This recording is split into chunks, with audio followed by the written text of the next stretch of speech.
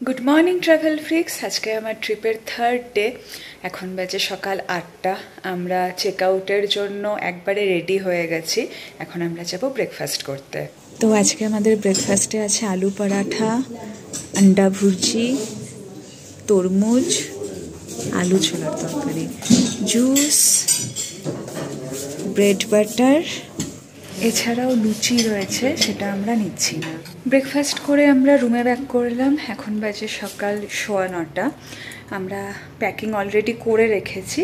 এখন আমরা check out করে পুনাখার উদ্দেশ্যে রওনা দেব। থিম্পুতে ওয়েদার বেশ ভালোই রয়েছে। সকালে মোটামুটি 7-8 ডিগ্রি টেম্পারেচার থাকে, তো তখন জ্যাকেট ইউজ করতে হয়, কিন্তু বেলা বাড়ার সাথে সাথে 14-15 ডিগ্রি টেম্পারেচার হয়ে যায়। তখন আর আলাদাভাবে জ্যাকেটের দরকার পড়ে না, কিন্তু এখানে প্রচণ্ড হাওয়া দেয় হায়ার প্লেসগুলোতে, তো তখন জ্যাকেট দরকার পড়ে।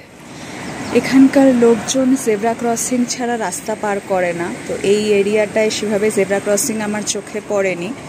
এই ব্রিজটা বেশ ইন্টারেস্টিং লেগেছে। রাস্তা পারের জন্য এরা এদিক দিয়ে উঠে এখানে এসে এদিক দিয়ে নেমে যাবে। আর এই পেলখিল স্কুলের পজিশনটাও আমার খুব ভালো লেগেছে। একদিকে পাহাড়, একদিকে নদী, মাঝখানে স্কুল।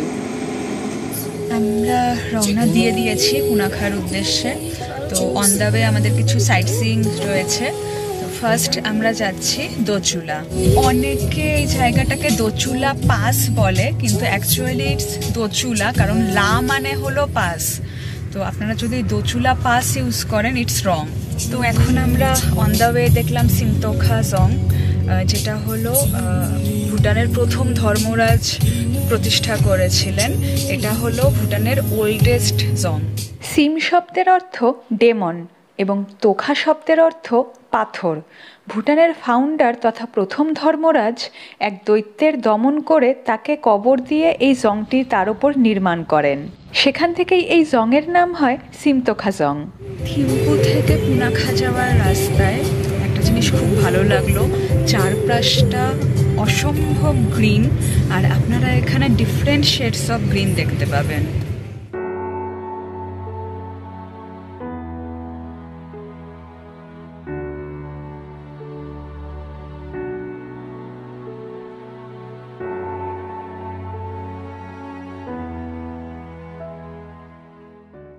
এখানে রাস্তার ধারে মোটামুটি 500 মিটার আগে থেকে রেস্টরুম মানে ওয়াশরুমের সাইনবোর্ড দেওয়া থাকে। ইন্ডিয়াতে আমরা যেমন টয়লেটের সাইনবোর্ড ইউজ করি, টয়লেট লেখা, এখানে হলো এটাকে রেস্টরুম বলা হয়। তো যেখানে রেস্টরুম আছে তার 500 মিটার আগের থেকেই ট্যুরিস্টরা জানতে পেরে যায় যে নেক্সট 500 মিটার পর আমি রেস্টরুম পাবো, ওয়াশরুম পাবো।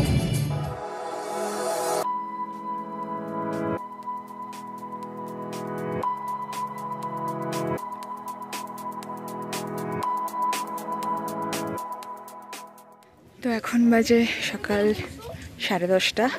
আমাদের এখানে পৌঁছাতে টাইম লাগলো নিয়ারলি 30 to 45 মিনিটস। ভুটানে দুটো শহরের মাঝে একটা করে পাস থাকে, যেমন থিম্পু থেকে পুনাখার মাঝে রয়েছে দোচুলা, হা আর পারোর মাঝে রয়েছে চেলেলা, পুনাখা থেকে বুমথাংয়ের মাঝে রয়েছে পেলেলা। আগেকার দিনে যখন রোড ডাইরেকশন ছিল না, তখন এক শহর থেকে আরেক শহরে যাওয়ার রাস্তা নির্দেশ করার জন্য এই পাসগুলো তৈরি করা হতো। আজকে আকাশ হেজি রয়েছে, কিন্তু ওয়েদার ক্লিয়ার থাকলে এখান থেকে পুরো হিমালয়ান রেঞ্জটা দেখা যায়। এখানে রয়েছে রয়্যাল ভুটান আর্মির শহীদদের জন্য 2003 সালে নির্মিত 108টি স্তূপা। দোচুলা পাসের ঠিক অপোজিটেই রয়েছে ড্রুকওয়াঙ্গেল টেম্পল। এখানে এন্ট্রি ফিস হলো 250 পার হেড। এই যে টিকিট। নাইস। ভুটানের চতুর্থ রাজার সম্মানার্থে এটি তৈরি করা হয়েছিল। তো প্রথমে আমরা এই মন্দিরটার একটা পরিক্রমা করব, তারপরে আমরা মন্দিরের ভেতরে এন্টার করব। এখানকার altitude 3150 metre above the sea level. তো এখানে একটু ঠান্ডা ঠান্ডাই আছে, আর বেশ ভালো উইন্ডি। আমরা মন্দিরের ভেতরটা ঘুরে এলাম। সেখানে ভিডিওগ্রাফি অ্যালাউড ছিল না, তো মন্দিরের ভেতরে ছিল বুদ্ধের মূর্তি, গুরু রিনপোচের মূর্তি আর প্রথম ধর্মরাজের মূর্তি। আর সবথেকে ইন্টারেস্টিং ছিল একটা butter lamp, made of pure gold, যেটাতে কিনা প্রায় 35 to 45 কেজি বাটার রাখা যায়। এই ল্যাম্পটা টানা প্রায় 45 দিন বাটার দিয়ে জ্বালানো যাবে। আরেকটা জিনিস ছিল, ফ্লোরের মেঝেতে বেশ কিছু এক্সপেন্সিভ জুয়েলারি দিয়ে একটা আর্ট ওয়ার্ক করা ছিল। এই জুয়েলারিগুলো বর্তমান রানী এখানে দান করেছেন, কারণ বর্তমান রাজা এবং রানী দান ধর্মে বিশ্বাসী। তারা নিজের সম্পত্তি বিভিন্ন রিলিজিয়াস প্লেস বা মানুষের সেবা কার্য এগুলোতে দান করতে বেশি প্রেফার করেন। মেঘলা আকাশের জন্য আজকের মতো শুধু ছবিতেই হিমালয়ান রেঞ্জগুলোকে দেখে নিলাম। তো আমাদের দোচুলা ঘুরতে সময় লাগলো প্রায় 45 মিনিটস। এখন আমরা যাচ্ছি আমাদের নেক্সট ভিজিটিং পয়েন্ট চিমিহাকা। মোবাইলে তো ধরা পড়ছে না, কিন্তু আমাদের অন দ্য ওয়ে প্রচুর রডোডেনড্রন গাছ রয়েছে। স্থানীয় ভাষায় রডোডেনড্রনকে বলা হয় এতো মেতো।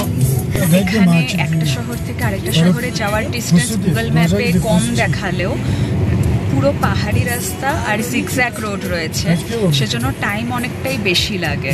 আর গাড়ির স্পিডও মোটামুটি 40 to 50 থাকে, 40 to 50 কিলোমিটার পার আওয়ার, সেটা এক্সিড করে না। সেজন্য প্রথমে যদিও বা মনে হয় যে টাইম কম লাগতে পারে, কিন্তু অ্যাকচুয়ালি অনেকটাই টাইম লেগে যায়। আর জার্নি অনেকটা হলেও যেহেতু গাড়ির স্পিড অনেকটাই কম থাকে, সেজন্য জার্নিটা অতটা গায়ে লাগে না, অতটা অসুস্থ বোধ হয় না। পুনাখার অল্টিটিউড হলো 1200 মিটার অ্যাবভ দি সি লেভেল। তো থিম্পু থেকে আমরা ধীরে ধীরে নিচে নামছি। থিম্পুতে ওয়েদার কোল্ড ছিল, এখন ধীরে ধীরে টেম্পারেচারটা বাড়ছে, একটু একটু করে গরম লাগছে। এখান থেকে সোজা যে রাস্তাটা গেছে সেটা যাচ্ছে ওয়াংডিউ, আর আমরা লেফট টার্ন নিলাম, এটা যাচ্ছে পুনাখা।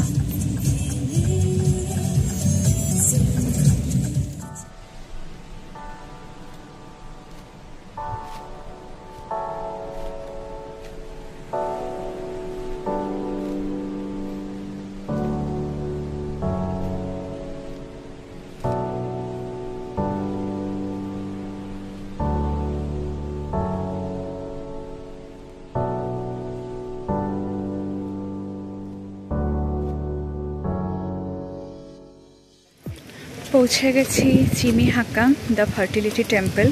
এখানে এন্ট্রি ফি হলো 500 টাকা পার হেড, এই হলো টিকিট। আমাদের পার্কিং এরিয়া থেকে কিছুটা হেঁটে যেতে হবে মন্দির পর্যন্ত। এই মন্দিরটা তৈরি করেছিলেন ডিভাইন ম্যাডম্যান। ওনার নামটা বেশ কঠিন, লামা ডুপ্পা কিনলে। আমাকে 3-4 বার রিভাইজ করে তারপরে নামটা মনে করতে হলো। এই মন্দিরে ইন জেনারেল যদি কোনো কাপলের বেবি কনসিভ করতে প্রবলেম হয়, তারা এখানে মান্যত করতে আসে বেবির জন্য। তো সেই জন্য মন্দিরটাকে ফার্টিলিটি টেম্পল বলা হয়। চিমিলাখাং কথার অর্থ হলো no dog temple. Divine madman lama Drukpa Kunley এক কুকুররূপী দৈত্যকে দমন করে এখানে সমাধিস্থ করেছিলেন।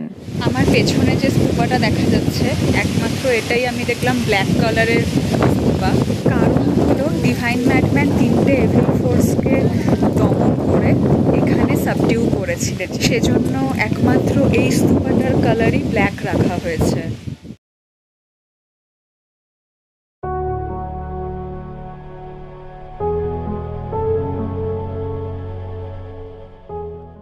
প্রত্যেকটা দৈবিক শক্তিরই একটা করে অস্ত্র থাকে দুষ্ট শক্তিকে দমন করার। এই ডিভাইন ম্যাডম্যানের অস্ত্র ছিল তার পুরুষ লিঙ্গ, সেজন্য এখানে চারপাশে প্রচুর লিঙ্গের প্রতিকৃতি দেখা যায়। লোকাল ল্যাঙ্গুয়েজে এই পুরুষ লিঙ্গকে বলা হয় ফালাস। কোনো চাইল্ডলেস কাপল যদি এখানে মানত করতে আসে, তাহলে যে স্ত্রী আছে তাকে হলো একটা বড় ফাল্লাসের প্রতিকৃতি পিঠে ক্যারি করে এই মন্দিরটা পর্যন্ত আসতে হয়, আর সেটাকে পরিক্রমা করে তারপর এখানে মান্যত করতে হয়।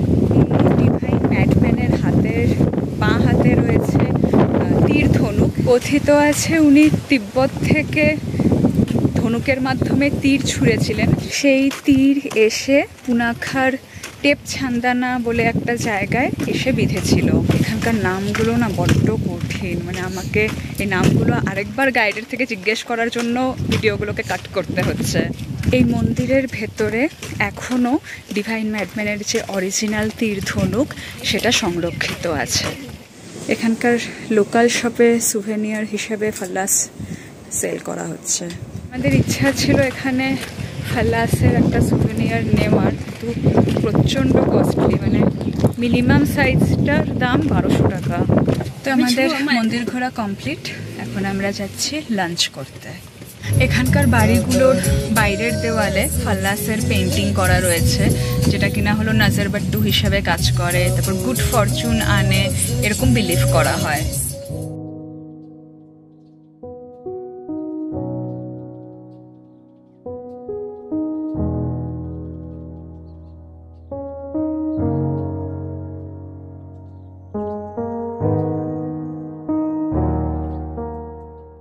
আমরা এসেছি পুনাখার খুরুথাং বলে একটা জায়গায়। এখানে চিকেন ডিনার নামে একটা রেস্টুরেন্টে আমরা এখন লাঞ্চ করব।